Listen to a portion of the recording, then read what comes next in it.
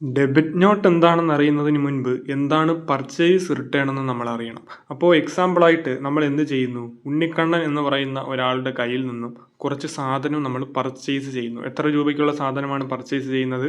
10,000 രൂപയ്ക്കുള്ള സാധനം പർച്ചേസ് ചെയ്യുന്നു. അപ്പോൾ നമ്മളിവിടെ പൈസ കൊടുക്കുന്നില്ല. നമ്മൾ പൈസ എന്ന് പറയുന്നത് ക്രെഡിറ്റിനാണ് നമ്മൾ സാധനം വാങ്ങുന്നത്. അപ്പോൾ നമ്മളിവിടെ ജേണൽ എൻട്രി പാസ് ചെയ്യുന്നത് എങ്ങനെയാണ്? പർച്ചേസ് അക്കൗണ്ടിന് നമ്മളിവിടെ ഡെബിറ്റ് ചെയ്യും, 10,000 രൂപ കാണിക്കും. ഉണ്ണിക്കണ്ണൻ എന്ന് പറയുന്ന ആൾ നമ്മുടെ ബിസിനസ്സിനെ സംബന്ധിച്ച് നിലവിൽ ഇപ്പോൾ എന്താണ്? ഒരു ലൈബിലിറ്റിയാണ്. നമ്മൾ 10,000 രൂപ കൊടുക്കാനുണ്ട്. അപ്പോൾ എപ്പോഴായാലും ഈ പൈസ കൊടുത്തേ പറ്റൂ. അപ്പോൾ ഇവിടെ ലൈബിലിറ്റി കൂടുകയാണ്. അപ്പോൾ ലൈബിലിറ്റി കൂടുമ്പോൾ നമ്മൾ എന്ത് ചെയ്യും? ക്രെഡിറ്റ് ചെയ്യും. അങ്ങനെയാണ് ഉണ്ണിക്കണ്ണനെ ഇവിടെ എന്ത് ചെയ്തിരിക്കുന്നത്? നമ്മൾ ക്രെഡിറ്റ് ചെയ്തിരിക്കുന്നത്.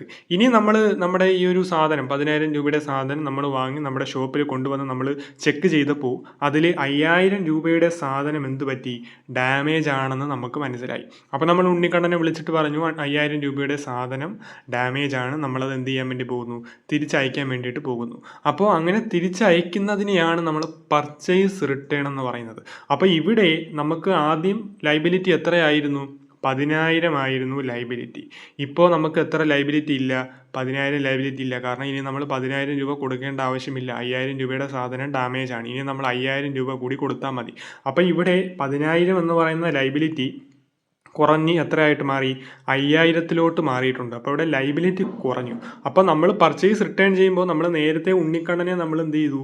ക്രെഡിറ്റ് ചെയ്തു. ലൈബിലിറ്റി കൂടുതലായതുകൊണ്ട് ക്രെഡിറ്റ് ചെയ്തു. ഇപ്പോൾ ലൈബിലിറ്റി കുറഞ്ഞു. അപ്പോൾ നമ്മൾ അതിൻ്റെ നേരെ എന്ത് ചെയ്താൽ മതി? ഓപ്പോസിറ്റ് ചെയ്താൽ മതി. അതായത് ഉണ്ണിക്കണ്ണൻ അക്കൗണ്ടിനെ നമ്മൾ ഡെബിറ്റ് ചെയ്തിട്ട് 5,000 കാണിക്കുന്നു. എന്താണ് ക്രെഡിറ്റ് ചെയ്യേണ്ടത്? പർച്ചേസ് റിട്ടേൺ ആണ് നമ്മൾ ക്രെഡിറ്റ് ചെയ്യേണ്ടത്. എത്ര കാണിക്കണം? 5,000 കാണിക്കണം. നമ്മൾ സാധനം പർച്ചേസ് ചെയ്യുമ്പോൾ നമുക്ക് എന്താണ്? എക്സ്പെൻസ് ആണ്. അതുകൊണ്ടാണ് ഇവിടെ പർച്ചേസിനെ എന്ത് ചെയ്തത്? എക്സ്പെൻസ് കൂടിയതുകൊണ്ട് ഇവിടെ ഡെബിറ്റ് ചെയ്തത്. ഇപ്പോൾ പർച്ചേസ് റിട്ടേൺ എക്സ്പെൻസ് കുറഞ്ഞു. അതുകൊണ്ട് നമ്മൾ എന്ത് ചെയ്തു? പർച്ചേസ് റിട്ടേണിനെ ക്രെഡിറ്റ് ചെയ്തു. അപ്പോൾ ഇങ്ങനെ നമ്മൾ റിട്ടേൺ അയക്കുന്ന സമയത്ത് നമ്മളൊരു നോട്ട് നമ്മൾ എന്ത് ചെയ്യും? ഇഷ്യൂ ചെയ്യും. അതാണ് ഡെബിറ്റ് നോട്ട് എന്ന് പറയുന്നത്. ബയ്യർ സെല്ലർക്ക് കൊടുക്കുന്ന നോട്ടാണ് എന്തെന്ന് പറയുന്നത്?